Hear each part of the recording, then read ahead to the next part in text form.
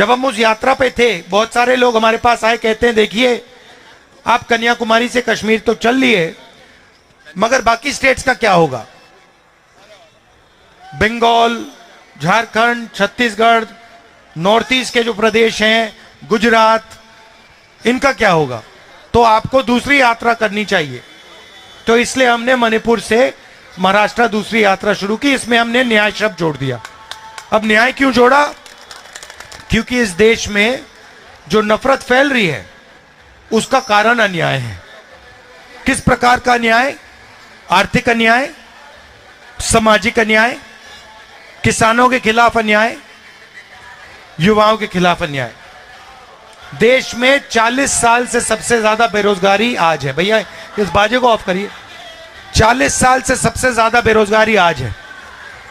आपको मालूम है कि हिंदुस्तान में पाकिस्तान से दुगनी बेरोजगारी है। यहां पे 23% है युवाओं की, वहां पे 12% है। तो तकरीबन दुगनी बेरोजगारी हिंदुस्तान में है। बांग्लादेश से ज्यादा है, भूटान से ज्यादा है। क्यों? क्योंकि नरेंद्र मोदी जी ने जो छोटे उद्योग हैं, छोटे व्यापारी हैं, छोटे बिजनेसेस हैं, उन सब को खत्म कर दिया। कैसे? जीएसटी और नोटबंदी से। तो इससे भयंकर बेरोजगारी फैली है। दूसरा अन्याय सामाजिक अन्याय।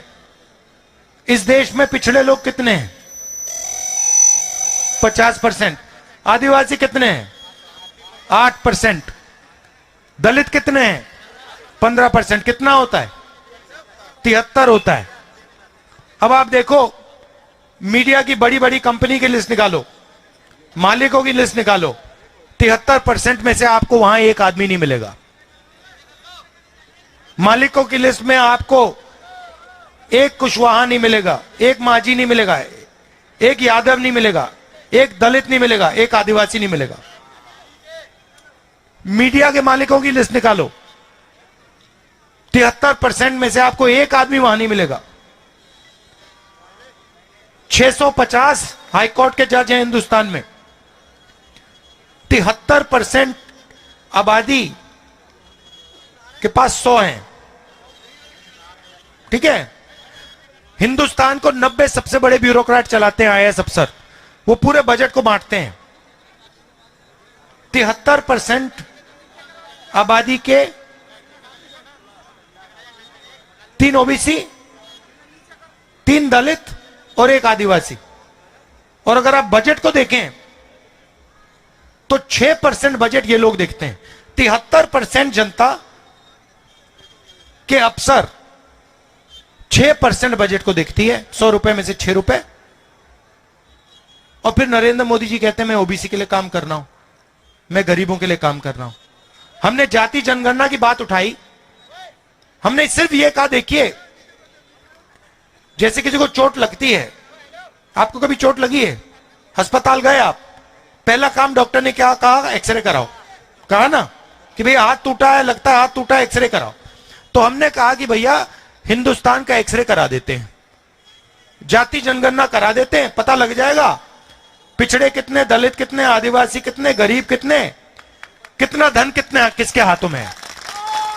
अब इसका तो किसी को इतराज नहीं हो सकता, किसी को इतराज नहीं हो सकता कि हम कह रहे हैं भैया देश का एक्सरे कराओ, पता लगाओ धन किसके हाथ में है, पूरे के पूरे एसेट्स किसके हाथ में, अदानी के हाथ में कितना है, गरीब जनरल कास्ट के हाथ में कितना है, पिछड़ों के हाथ में कितना है, दलितों के हाथ में कितना है। नरेंद्र मोदी जी कहते हैं नहीं, हिंदुस्तान में तो कोई जात ही नहीं है, 2 ही जात है, एक गरीब है, एक अमीर है।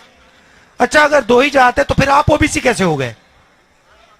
पहले आप कहते थे हम ओबीसी हैं, हम ओबीसी हैं, हम ओबीसी हैं।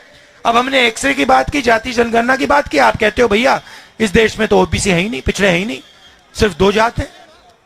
क्यों? क्योंकि आप डरते हो, आप नहीं चाहते हो कि देश की सच्चाई 73% को पता लग जाए। प्राइवेट कॉलेजेस देख लीजिए, उनके मालिक देख लीजिए, 73% में आपको वहां एक नहीं मिलेगा। अस्पतालों के मालिक देख लीजिए, उधर 73% का आपको एक नहीं मिलेगा।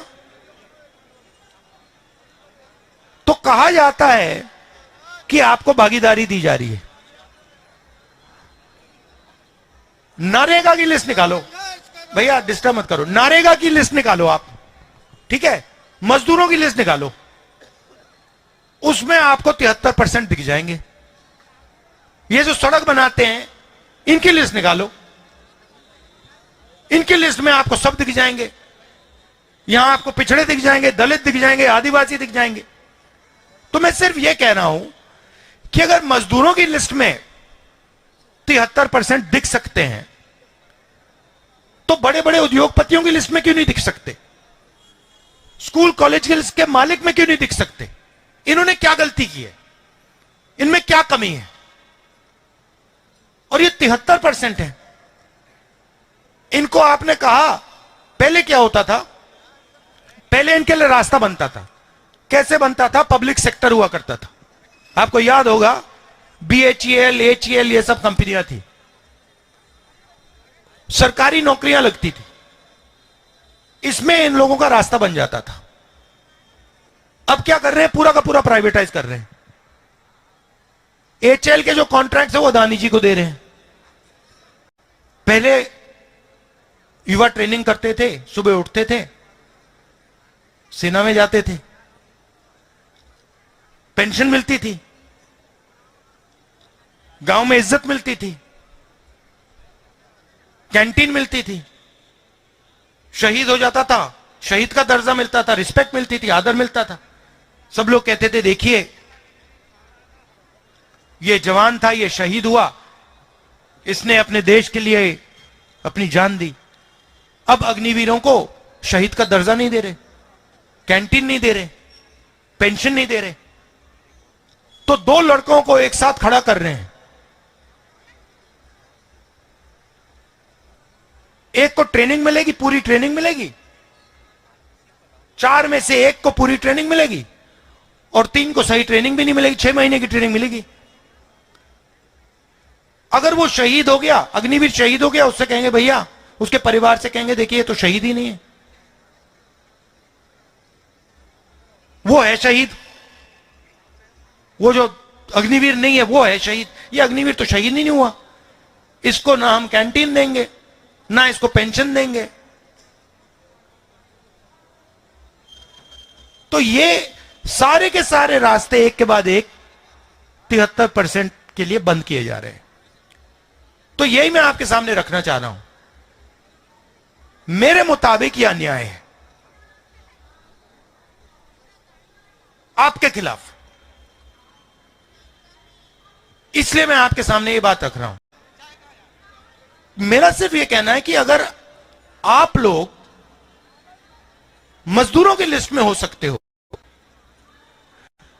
नरेगा की लिस्ट में हो सकते हो, तो आपको मीडिया वालों की लिस्ट में भी होना चाहिए, आपको बड़ी बड़ी कंपनियों की लिस्ट में होना चाहिए। आप किसी भी कंपनी की सीनियर मैनेजमेंट देख लो, जो सबसे मतलब ऊपर लेवल के लोग होते हैं, आपको 73% का एक आदमी नहीं मिलेगा। मैं सिस्टम को जानता हूं, मैंने अंदर से देखा है, मैं आपको अंदर की बात बता रहा हूं। शायद आपको जहां आप बैठे हो शायद आपको दिखे भी ना। तो मेरा कहना है थोड़ी सी जागरूकता होनी चाहिए। क्यों? नुकसान किसका हो रहा है? नुकसान आपका हो रहा है, आपको पता भी नहीं लग रहा शायद कितना भयंकर नुकसान आपका हो रहा है। देश का नुकसान हो रहा है। आप कौन हो? आप देश हो। अगर आप 73% हो तो आप देश के 73% हो। और क्या? अब क्या होता है? बीजेपी के लोग कहते हैं भारत माता की जय, सुना होगा आपने, भारत माता की जय, है ना? तो ये भारत माता है क्या? आप ही हो ना? तो अगर मैं कह रहा हूं कि भैया अगर आप भारत माता की जय कर रहे हो तो 73% की जय क्यों नहीं कर रहे हो? 73% की जय करो ना। आप कहते हो भारत माता की जय, ठीक है, बहुत अच्छी बात है, मैं भी कहता हूं भारत माता की जय। तो ये जो 73% लोग हैं, ये जो भारत माता के 73% है, इनको भी कुछ दे दो। तो बस मैं यही कह रहा हूं। और इसलिए हमने भारत जोड़ो यात्रा में न्याय जोड़ दिया। किसानों की लिस्ट निकालो, उसमें सीधा आपको दिखेगा कि 73% किसानों के दलित, आदिवासी, पिछड़े वर्ग के लोग होंगे और उसमें थोड़े से जनरल कास्ट के गरीब लोग होंगे, अगर आपने लिस्ट निकाली। अब जो 200 सबसे बड़े अरबपति हैं, पिछले 10 साल में बीजेपी की सरकार ने 16 लाख करोड़ रुपए उनका माफ किया है। 16 लाख करोड़ रुपया। आप 16 लाख करोड़ रुपया समझते हो कितना है? कितना होता है? क्योंकि ऐसा इतना बड़ा नंबर है, आप कहोगे यार ये है क्या, कितना बड़ा नंबर क्या है? तो 16 लाख कितना है बताओ, कोई अंदाजा लगाओ। अच्छा मैं आपको बताता हूं, एक साल में मनरेगा को चलाने के लिए, एक साल में मनरेगा को चलाने के लिए तकरीबन 65,000 करोड़ रुपए लगते हैं। ठीक है, 65,000 एक साल के मनरेगा के लिए, तो 16 लाख करोड़। अब आप समझ गए ना, मतलब 20 साल का नरेगा का पैसा, राइट। अब 16 लाख करोड़ रुपए नरेंद्र मोदी जी ने दे दिया। अब कर्जा माफ करके दिया, मतलब इन उद्योगपतियों ने कर्जा लिया था किससे? सरकारी बैंक से। पैसा कहां से आया? पैसा कहां से आया? नहीं, जीएसटी से, आपके जेब से। तो ये पैसा किसका है? आपका है। जब आपने ये जैकेट खरीदा, आपने 18% जीएसटी दी। अदानी यही जैकेट खरीदेगा, वो भी 18% देगा। जितनी आप दोगे उतनी वो देता है। तो पैसा किसका है? 73% का है, गरीब जनरल कास्ट का है। उसमें से 16 लाख करोड़ रुपए नरेंद्र मोदी ने उनको दे दिए। किसानों का कितना कर्जा माफ किया? एक भी नहीं। तो मैंने सिर्फ ये बात बोली कि भैया अगर आप इनका 16 लाख करोड़ माफ कर सकते हो तो इनका भी 1 लाख करोड़ माफ कर दो। उसमें क्या मतलब, क्या बड़ी गलती है? नहीं, पार्लियामेंट में जवाब आता है, पार्लियामेंट में जवाब आता है, राहुल जी हम किसानों की आदत नहीं बिगाड़ना चाहते। अच्छा, तो किसानों की आदत नहीं बिगाड़ना चाहते मगर अदानी की आदत बिगाड़ना चाहते हो।